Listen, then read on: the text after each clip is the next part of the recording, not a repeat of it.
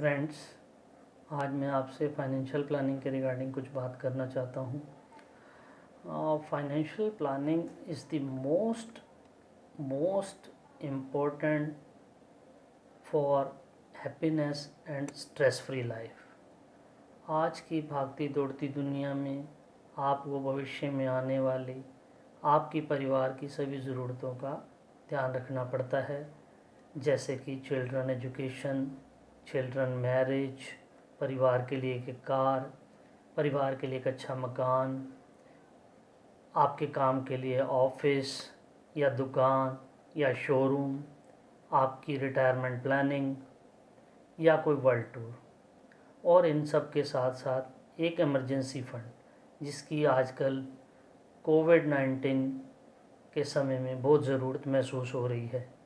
इन सभी का सॉल्यूशन केवल और केवल फाइनेंशियल प्लानिंग के माध्यम से ही संभव हो सकता है। फाइनेंशियल प्लानिंग की इम्पोर्टेंस क्या है?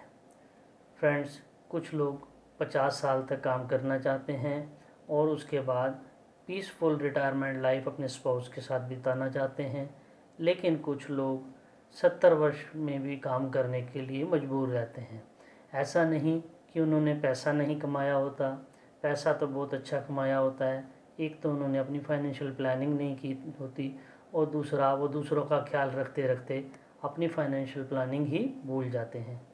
जैसे कि आप सभी जानते हैं कि medical facilities day by day अच्छी होती जा रही हैं।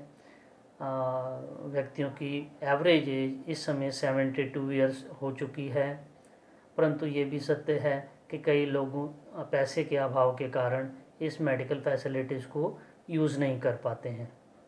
फ्रेंड्स, पैसा भगवान तो नहीं है, लेकिन ज़रूरत पड़ने पर भगवान से कम भी नहीं है।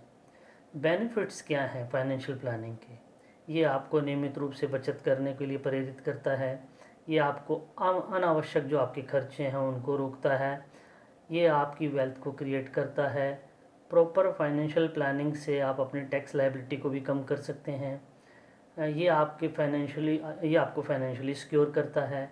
ये आपकी इनकम और एक्सपेंसेस के बीच में भी बैलेंस बनाता है। इन सब के पहले फाइनेंशियल प्लानिंग करने के लिए आपको अपने गोल्स आइडेंटिफाई करने पड़ेंगे। फॉर एग्ज़ाम्पल, जैसा कि आपकी बिटिया या बेटा है जिसको हायर एजुकेशन के लिए कितने साल बाद कितने पैसे की आवश्यकता होगी, इन्फ्लेशन को ध्यान में रखते हुए हमें आज से ही उस टारगेट अमाउंट की सेविंग करनी पड़ेगी। फ्रेंड्स, सेविंग के 2 तरीके हैं। पहला, आज से आप सेविंग करो और उस पर आपको ब्याज मिलेगा, और दूसरा तरीका ये है कि जब आपको ज़रूरत हो आप उसके लिए लोन ले लो, लेकिन आपको उस लोन पर ब्याज देना पड़ेगा। पर लोन भी आपको तभी मिलेगा जब आपकी हेल्थ और वेल्थ दोनों ही अच्छी होंगी। आपको अपने गैप्स को भी आइडेंटिफाई करना होगा।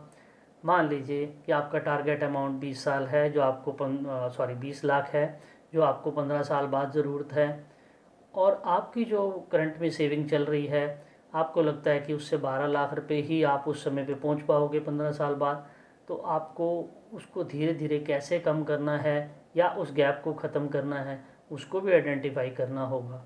सबसे ज़रूरी काम है फाइनेंशियल प्लानिंग को कम से कम साल में 2 बार रिव्यू किया जाए, नहीं तो 1 बार कम से कम रिव्यू किया जाए। फ्रेंड्स, कुछ पाने के लिए कुछ खोना नहीं पड़ता है, बल्कि कुछ करना पड़ता है।